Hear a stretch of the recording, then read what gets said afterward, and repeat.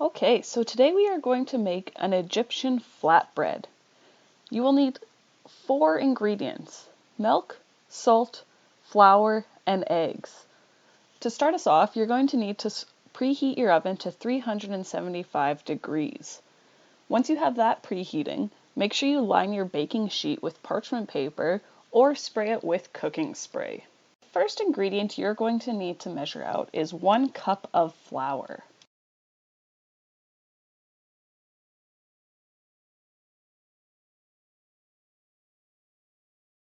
Now we need to measure out half a teaspoon of salt.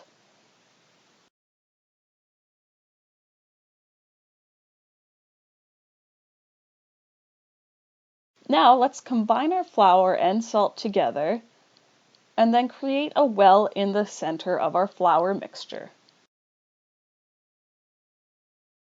Next, we're going to measure out about 1/3 of a cup of milk and then pour that into the center of your well.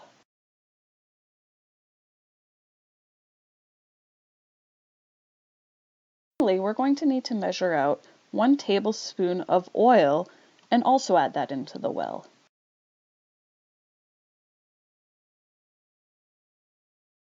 Now you want to mix your liquids and your solids together. Mixing your dough. If you feel like it's too dry, add some more milk and continue mixing it together. As you can see, I'm going to be using my hands to mix it together and leading into the kneading process. You want to flour your countertop so your dough doesn't stick to it, and then you're going to knead your dough for about 10 to 15 minutes. You're looking for a soft and pliable dough. Once you're done kneading your dough, let it rest for about 15 minutes and then come back to it. After you let your dough sit for 15 minutes, you should separate your dough into sections. I separate mine into sections of 2. You could separate yours into more sections like 4 or 6 or 8. Then using your rolling pin, or if you don't have a rolling pin, just using an empty bottle will work. You want to roll your sections of dough out into an oval shape, approximately about 1/4 of an inch thick, and then arrange those onto your pan. You have your pieces of dough on your baking sheet, pop them into the oven for about 10 to 15 minutes or until they're golden brown. It doesn't hurt to flip them.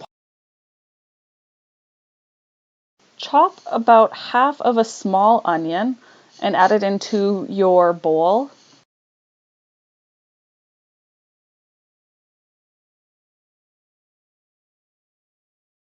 Add now 1 pound of ground beef to your bowl.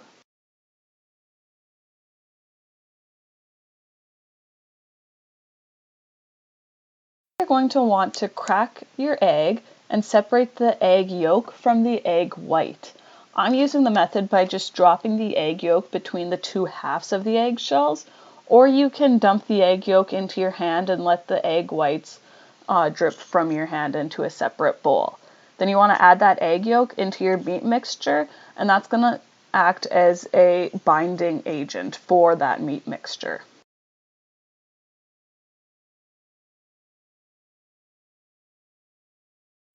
You want to start with 2 tablespoons of oregano.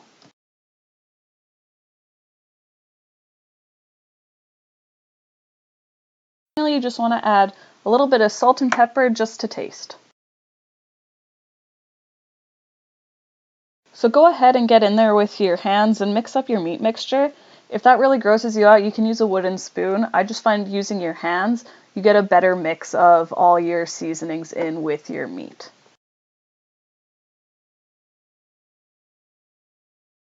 Now is the time to get your skewers. If you're using bamboo skewers, make sure to soak them in water for 20 minutes. I'm going to be using metal skewers. You want to lightly oil your countertop and then take a medium-sized handful of the meat mixture and press that onto one of your skewers. You're looking to make a hot dog shape. Then you want to take your fingers and press them into the center of your hot dog. This is to separate them in the middle, leaving skewers exposed on each end. Any leftover meat you can use to make meatballs or hamburgers for a later day. Now to grill your kofta, you can use a barbecue, a George Foreman, or a skillet, which is what I'm using. You want to make sure that your device is at a medium-high heat in order to cook your kofta. So when you're cooking them, make sure that you have them in the pan and let them just sit there and cook for about 5 minutes and then flip them. You want to make sure that they're at a golden brown color before you flip them. As you're flipping your skewers, if you find it easier to take the skewers out, then do that. It's okay, because not everything is going to turn out perfect. Just make sure that they are cooked right through so that you don't give anybody food poisoning.